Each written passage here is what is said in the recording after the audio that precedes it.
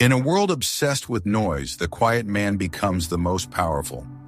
Not because he's passive, but because he sees more, reacts less, and controls the game without ever showing his cards. When you stop explaining, stop defending, and start observing in silence, people reveal who they truly are. And that's when you win, without saying a word. This video isn't about being silent out of fear. It's about silence as strategy, as strength, as self-mastery. Rooted in Stoic philosophy, you'll learn how to stop justifying yourself, how to command presence without speaking, how to use silence to expose lies, and how to tell the difference between peace and surrender. If you're tired of being misunderstood, drained by conflict, or baited into reactions, this is your weapon. Like Marcus Aurelius said, the best revenge is not to be like your enemy. So take a breath, and before we begin, like this video and subscribe, because silence starts here and power follows. Number 1. Justifying yourself is already defeat. The moment you feel the need to explain yourself, pause. That urge is not harmless. It's a signal, a subtle sign that your inner footing is slipping. Because when you begin to justify who you are, what you've done, or how you feel, you've already surrendered something sacred, your sovereignty. The Stoics saw this clearly. Marcus Aurelius said, "Waste no more time arguing about what a good man should be one." Those aren't just words, they're a mirror. When you explain yourself, what you're really saying is, I need you to agree with me so I can feel whole. But wholeness built on agreement is fragile. Real peace doesn't ask for permission. It doesn't rely on being seen. It relies on being solid. Here's the danger. When your value depends on being understood, you place your self-worth on trial, and the world becomes your courtroom. You start performing instead of living. You shift from grounded to reactive. Now every accusation, every misunderstanding, every glance has power over you. That's not clarity, that's slavery dressed up as communication. That's why Stoicism teaches restraint. Not silence out of fear, but silence out of self-possession. Epictetus said, "If someone speaks ill of you, and it is true, correct yourself. If it is false, laugh at it." The man who lives with clarity doesn't chase explanations. He corrects what matters and ignores the rest. Above all, he stays still in the storm. Stillness is not passivity, it's strength. It's the refusal to be baited into battles that drain your soul. When you stop justifying, you stop bleeding energy into confusion. You stop auditioning for approval, and you start living from within. You become solid, not in appearance, but in essence. You hold yourself with an invisible weight. People can feel it, but they can't shake it. Now let's be clear. There's a difference between being cold and being calm. One pushes people away to control them. The other simply stands firm and lets the truth rise on its own. The Stoic doesn't silence himself to manipulate. He silences himself to protect what matters: peace, clarity, and inner order. Consider Viktor Frankl, the neurologist and philosopher who survived years in Nazi concentration camps. He lost everything: his name, his work, his family. He had every reason to scream for recognition, but he didn't. In Man's Search for Meaning, he wrote of discovering the final freedom, the ability to choose one's response. He didn't justify, he chose silence and clarity. That wasn't retreat, that was spiritual resilience, a deliberate posture of inner strength that no insult or cruelty could break. You face this same dynamic daily, maybe not in such extremes, but in subtle ways. Someone questions your motives, someone spreads rumors, someone disrespects your boundary, and your first reflex is to explain, to defend, to prove you're right. But the more you try to prove it, the less powerful you feel. Why? Because you've handed them the frame. Now you're playing their game. Ask yourself, are you protecting truth or your ego? Are you seeking clarity or control over how they see you? Because if your peace depends on being understood, then you don't have peace. You have performance anxiety. You're living reactively, not rationally. You're building stability on a foundation that shifts with every opinion. Seneca wrote, "He who seeks to justify himself must already doubt his innocence." Let that settle. The urge to explain often reflects insecurity, but when you know who you are, you let your actions speak. You let your silence speak. Your presence becomes your answer. And something interesting happens when you stop justifying. People reveal themselves. Your silence makes them uneasy. They're used to noise, to emotional bait. But when you give them nothing, no panic, no defense, they start projecting, they overtalk, they unravel. And the more grounded you remain, the more their motives surface. Silence forces them to sit with their own chaos. This is why the quiet man is powerful. He doesn't just withhold words, he withholds access, emotional access, energetic access. He doesn't let others dictate his rhythm. That makes him unreadable, unshakable. And in a world driven by ego and performance, he becomes rare and respected. Now, this doesn't mean you never speak. Words matter, but most of the time, we speak not because it brings clarity, but because we fear being misjudged. And that fear turns into over-explaining. You end up justifying yourself to people who were never meant to understand you. The Stoic doesn't do that. He doesn't explain to be liked. He speaks when truth is needed, not when approval is at risk. And sometimes he says nothing at all, because silence is the clearest boundary. A powerful pause can be louder than 100 clever comebacks. In that stillness, he reclaims control. But be careful, not all silence is stoic. There's a counterfeit version. Quietness born of fear, the kind where you stay silent to avoid discomfort. That's not strength, that's surrender. Stoic silence is chosen, it's disciplined.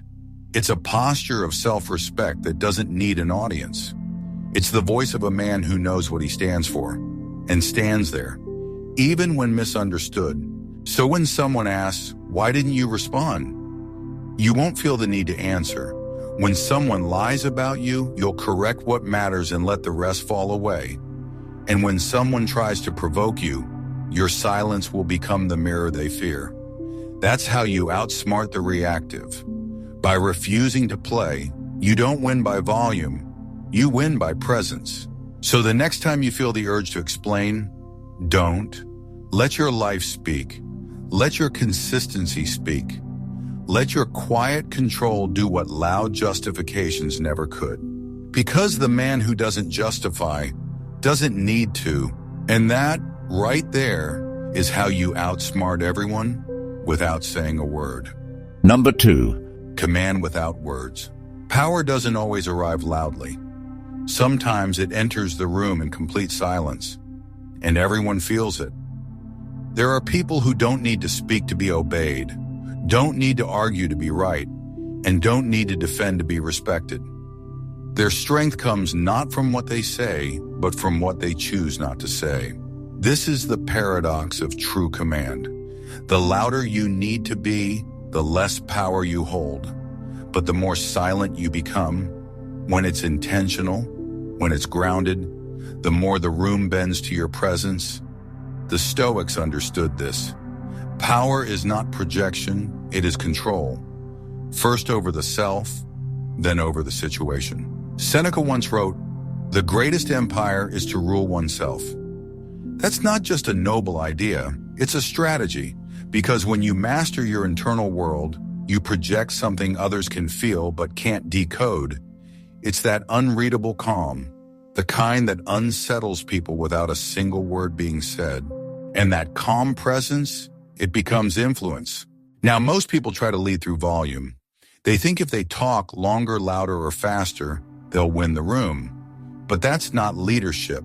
That's desperation disguised as confidence. Real leadership happens in the space between words, in how you hold yourself, in the restraint you display when others would react, in the pause you take before responding, in the silence you keep when chaos surrounds you. Silence is not empty, it's full of intention, and when it's grounded in clarity, it becomes magnetic. Think of someone like Steve Jobs, love him or hate him. When he walked into a room, he didn't need to dominate it with noise. His presence did the talking. His pauses were deliberate. His words were few but precise. And when he was silent, you leaned in. That's command. Not because he had all the answers, but because he didn't need to prove that he did. The restraint, the silence, the intense eye contact, all signaled certainty. People followed, not because they were pushed, but because they were drawn. The Stoics would call this apatheia, a state of being undisturbed, imperturbable, not emotionally dead, but emotionally sovereign. A person in apatheia doesn't command others through force. He does it by refusing to be moved by the noise of the world, and that stillness becomes gravity. In every interaction, someone sets the tempo. The anxious talker tries to lead by filling the silence. The composed man leads by owning it. He isn't afraid of pauses. He welcomes them. He doesn't try to out-talk others. He outlasts them. That's because he's not trying to control how he's seen. He's focused on seeing clearly. When you become that kind of man, people notice. They may not be able to explain it, but they feel it. You speak less, but they listen more. You move less, but they watch you closer. Why? Because your restraint suggests that you know something they don't, that you see more than you reveal.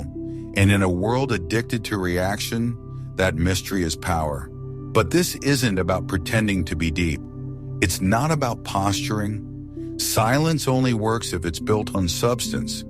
If you're empty inside, silence just exposes your insecurity. But if you're full of presence, purpose, and principle, your silence speaks louder than 1,000 explanations ever could. Zeno of Citium, the founder of Stoicism, taught his students that we have 2 ears and 1 mouth so that we can listen twice as much as we speak. That's not just advice for humility, it's a tactic. The man who listens more controls the direction of the conversation. He sees patterns others miss. He lets others reveal their intentions first.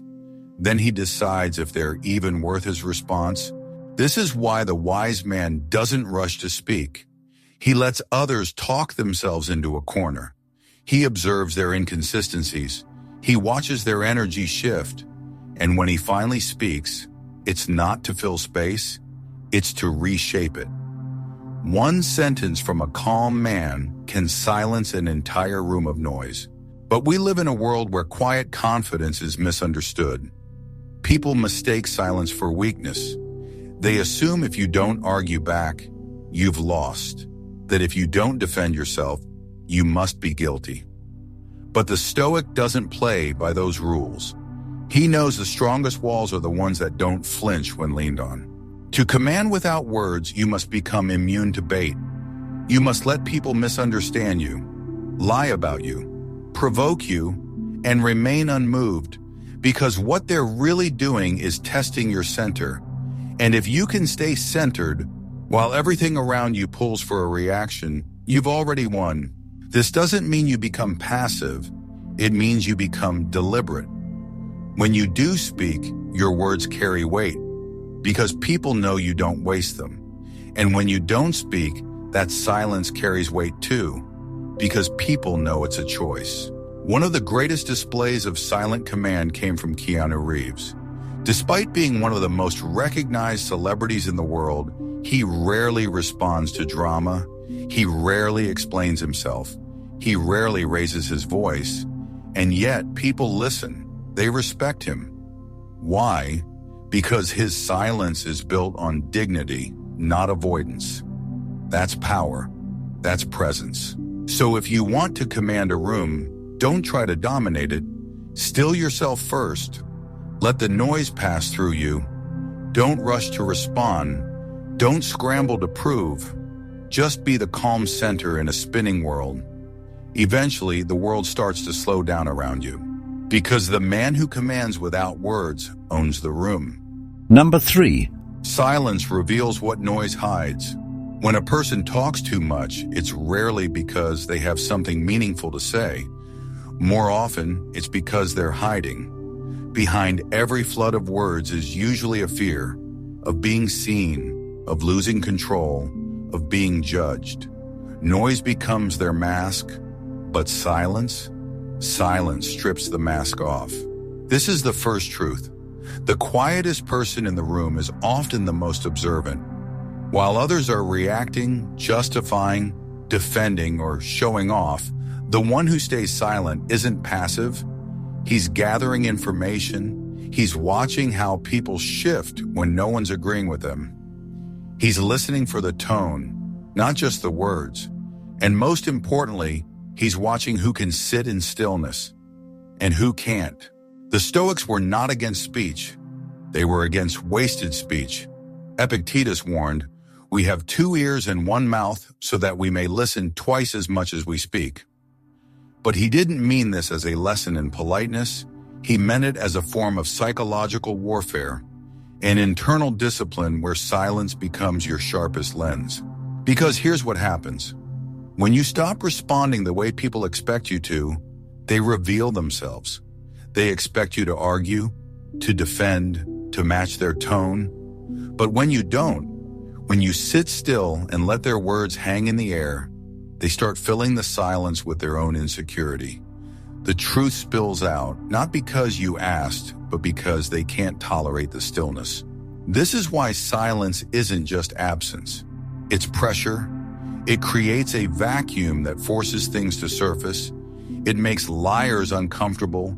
It makes manipulators overexpose. It makes the insecure ramble. Silence used with discipline is not emptiness. It's a mirror that reflects whatever stands before it. You've seen this dynamic before. Think about therapists, judges, or skilled interviewers. They don't reveal themselves quickly. They don't interrupt. They wait because they know the truth doesn't arrive when someone is performing. It arrives in the moment they stop trying to manage how they're seen. And that only happens when there's space, when there's silence. The Stoics understood that the less you speak, the more you see. And when you do speak, you've earned the right to be heard. But when you're constantly reacting, you're constantly distracted. You miss things. You expose yourself. You move according to someone else's energy. And worst of all, you teach people how to control you. In contrast, a man who stays silent teaches others that his attention must be earned. His focus is selective. His energy is not given freely. That is power, and it's not loud, it's quiet. It's watching while others reveal their playbook. Steve Jobs was known for walking into meetings and saying almost nothing at first. He would let people speak, let the energy unfold. And then, when it was time, he would make one cutting observation. Not because he wanted to dominate, but because silence had given him clarity. He didn't talk to be heard. He spoke to end the noise. That's what silence earns you, the ability to speak only when necessary and still shift the entire direction of a conversation. But let's not pretend this is easy. Silence is uncomfortable. It demands inner stillness, not just outer restraint. It forces you to sit with your own reactions, your own desire to be seen, validated, or right. And that's why most people avoid it. They would rather talk endlessly than sit honestly. They would rather speak out of impulse than feel the discomfort of not being in control. But that discomfort, that's the gateway to strength. The Stoic doesn't run from it. He uses it. He turns silence inward. Not just to observe others, but to observe himself. What am I afraid they'll think if I don't respond? Why do I feel the urge to correct them? What am I trying to control right now? In that space of reflection, truth becomes visible. Noise hides fear, shame, ego. Silence reveals it. And once you see it, you're no longer ruled by it. You gain the upper hand, not by overpowering others, but by no longer needing their reaction to define you. This is why people who talk too much often feel exhausted, because they're leaking energy trying to manage perception. But the Stoic? He reclaims that energy. He directs it inward. He observes, listens, pauses. Then, only when needed, he speaks, not to be liked, but to be clear, not to control, but to illuminate. His silence is not avoidance. It's preparation. Consider Eckhart Tolle. His talks are filled with long pauses. He speaks slowly, deliberately. Some find it strange, but those who listen closely realize the silence between his words carries as much meaning as the words themselves. It's not empty space, it's presence, and it's in that space where people start to feel their own internal noise. That's what Stoic silence does. It makes people aware of their own dissonance. So ask yourself, when was the last time you stayed silent? Not because you were afraid, but because you were strong. When was the last time you chose not to explain, not to argue, not to correct?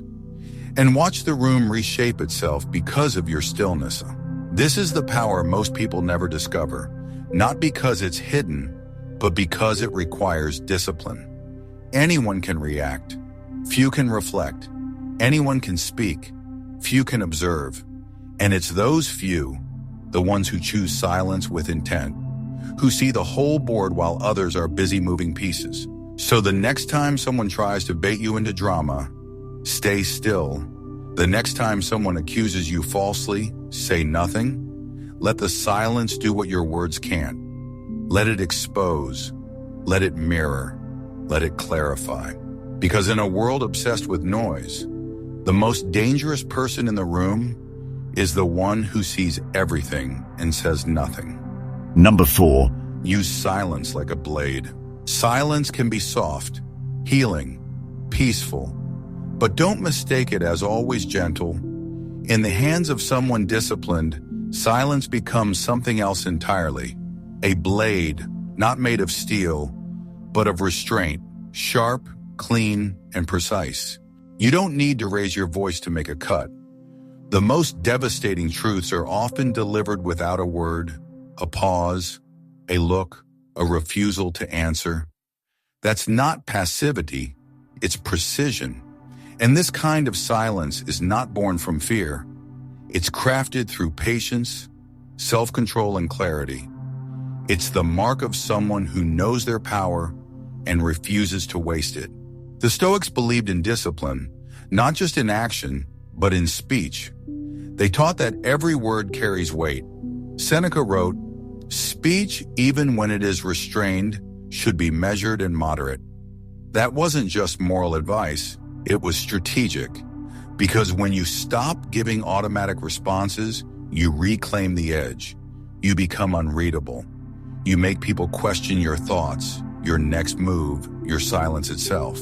And that's where the blade begins to form. See, most people are uncomfortable with silence. They rush to fill it. They talk too much, reveal too much.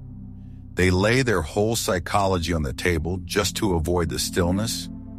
But when you stay quiet, especially when provoked, you force others to confront their own dissonance. They start cutting themselves open, voluntarily, just to fill the space you refuse to fill for them. This is what makes silence so dangerous. It creates psychological tension, and that tension breaks people, not by force, but by invitation. You gave them no resistance, so they collapse into themselves. You can see this play out in real time when someone accuses you falsely. If you defend yourself frantically, you look guilty, even when you're innocent. But if you stay still, look them in the eye and say nothing, they start unraveling. Why? Because they expected noise, defense, panic. But you gave them space. And in that space, their own narrative starts to feel shaky. That's how silence cuts. It exposes, not just others, but you too. It reveals whether your calm is real or performed, because fake silence held just long enough to explode, won't work. but true silence, the kind rooted in self-command, that's unforgettable. It creates an atmosphere people remember. It hangs in the air long after you've walked away. Look at someone like Tim Cook, CEO of Apple. He's not flashy, he doesn't dominate headlines, but when he speaks, it's measured. When he pauses, it's intentional. His silence is not absence, it's precision. In meetings, he's known for waiting, letting others talk, letting energy shift. And then he'll speak just once, and the room tilts in his direction. That's the effect of someone who knows silence isn't just the absence of sound, it's the presence of focus. The Stoics would have seen this as logos in motion, the disciplined alignment of reason and behavior. They taught that the wise man doesn't overexpress or overexplain. He speaks with purpose, and when there's no purpose, he doesn't speak. His silence isn't passive, it's loaded, like a blade, sheathed but never dull. Here's where it gets more interesting. Silence not only reveals others, it gives you time to study them. In that pause before you respond, you gather data, you see their body language, their intention, their weaknesses. You learn what triggers them, what drives them, what they fear. And when you finally do speak, if you choose to, it's surgical. One sentence that slices through the fog.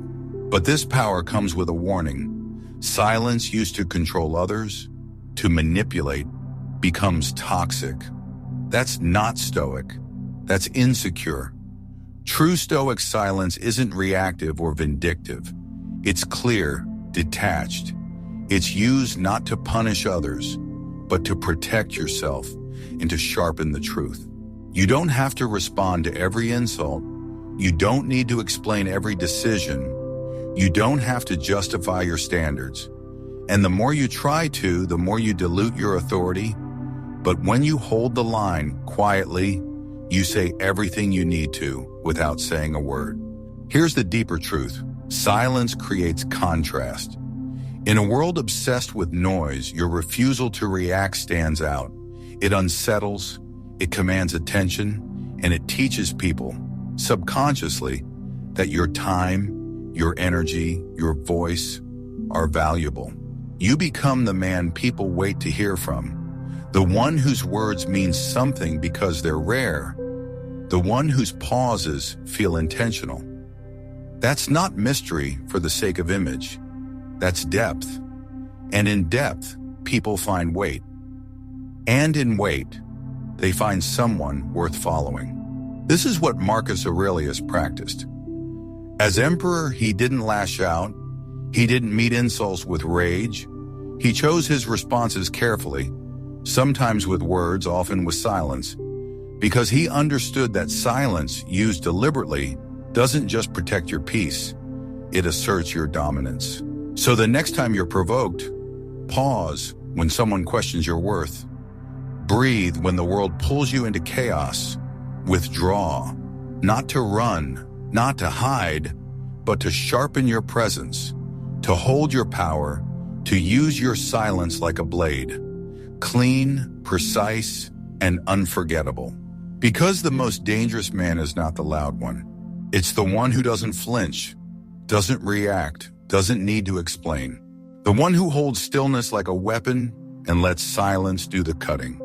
Number 5. Stop calling surrender peace. There is a silence that protects you, and there is a silence that buries you. At first glance, they look the same. Calm, quiet, still. But the intention behind them determines everything. One is power, the other is avoidance. One is the result of mastery, the other is the result of fear. And if you don't learn to tell the difference, you may spend your life mistaking surrender for peace. The Stoics were not obsessed with external silence. They cared about internal stability. That's why their writings focused not just on actions, but on motives. Marcus Aurelius wrote, "Look within. Within is the fountain of good, and it will ever bubble up if thou wilt ever dig. What he's pointing to is this: your outer quiet doesn't matter if your inner world is a storm of suppressed emotion, anxiety, and self-doubt.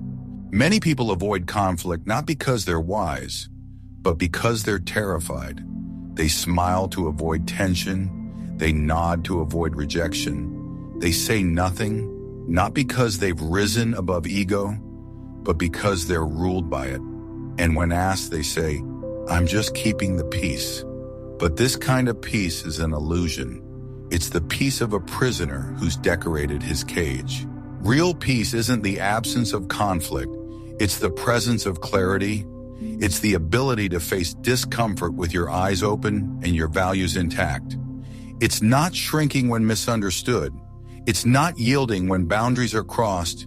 It's standing firm, not with noise, but with stillness that refuses to betray itself. This is where Stoic silence lives. Not in running from fire, but in walking through it without flinching. To illustrate this, look at Oprah Winfrey. At the height of her early career, she faced relentless criticism about her weight, her background, her right to be in the spotlight. But she didn't lash out. She didn't argue with every reporter or try to silence the noise. She also didn't withdraw to please others. She chose which criticisms mattered. She chose her response. And in that space between reaction and restraint, she built her voice on her terms. That's what Stoic silence looks like. Not weakness, not appeasement, but presence, chosen, anchored. Now contrast that with the silence of self-abandonment. The kind where you don't speak up when your values are stepped on. Where you stay in relationships that slowly erase you. Where you stay silent because you're afraid they'll leave if you're honest. That's not peace. That's a slow erosion of your identity. And every time you call it maturity or letting go, you reinforce the lie. The Stoics warned against this kind of moral compromise. Epictetus said, "Know first who you are and then adorn yourself accordingly." If you claim to be calm, but your silence is built on fear, that's not adornment, it's disguise. And eventually the weight of that disguise becomes unbearable. This is why you must ask, is my silence born from strength or submission? Am I grounded or just hiding? Because the man who stays silent to keep others comfortable will one day wake up to find himself invisible, to others and to himself. And that's a quiet kind of suffering. A life of nodding, smiling, avoiding. All while your soul whispers, "This isn't me." The tragedy is that the world praises this behavior. You're called easygoing, mature, peaceful, but deep down you know better. You know the silence is costing you something. Your truth, your clarity, your self-respect. But here's the good news. You can reclaim it, not by becoming loud, not by seeking revenge, but by learning to choose your silence, not collapse into it, by speaking when needed, and withholding only when it strengthens your soul, not weakens it. Take the example of Fred Rogers, Mr. Rogers. His tone was gentle, his pace was slow, but make no mistake, he was not passive. When the media ridiculed him for being too soft, he didn't bark back. But he also didn't shrink. He stayed steady. He used calm as a force. His silence was never retreat. It was clarity. He wasn't avoiding conflict. He was transforming it. And that's the mark of true Stoic silence. It's not afraid to be misunderstood. It doesn't need applause. It doesn't fear the discomfort of truth. It stands alone if necessary. Because peace earned through betrayal of the self is not peace. It's exile. So stop calling it peace when you say yes but mean no. Stop calling it peace when you smile through the ache. Stop calling it peace when your silence is just unspoken desperation. Because eventually that silence becomes a cage, and it gets harder to find your voice again. The Stoic path is not about becoming cold, it's about becoming clean. You speak when it serves virtue, you stay silent when words would compromise truth, and you never confuse stillness with surrender. Ask yourself, am I using silence to protect myself or to avoid myself? Am I choosing peace or choosing to disappear? Because silence, like fire, can be used to warm or to destroy. The man who understands this no longer uses silence as a shield. He uses it as a sword, or sometimes as a vow to never betray himself just to be accepted, a vow to never confuse absence of conflict with presence of harmony. Because true peace isn't soft, it's solid. And the man who stops calling surrender peace becomes unstoppable. So now you know, silence isn't weakness, it's strategy, it's restraint, it's wisdom wrapped in stillness. But only if you choose it, not to run, not to hide, but to rise above noise and reclaim your clarity. Because in a world that begs you to react, staying silent is the boldest act of self-possession. It makes people reveal themselves. It resets the room. It protects your peace. But remember, real silence doesn't come from fear. It comes from knowing who you are and no longer needing to prove it. So walk with fewer words. Let your stillness speak for you. Let your presence disturb what needs to be disturbed. And let your silence become the most powerful thing you own. If this message spoke to you, make sure to like, subscribe, and share it with someone who needs the reminder. Stay strong, stay grounded, and I'll see you in the next one.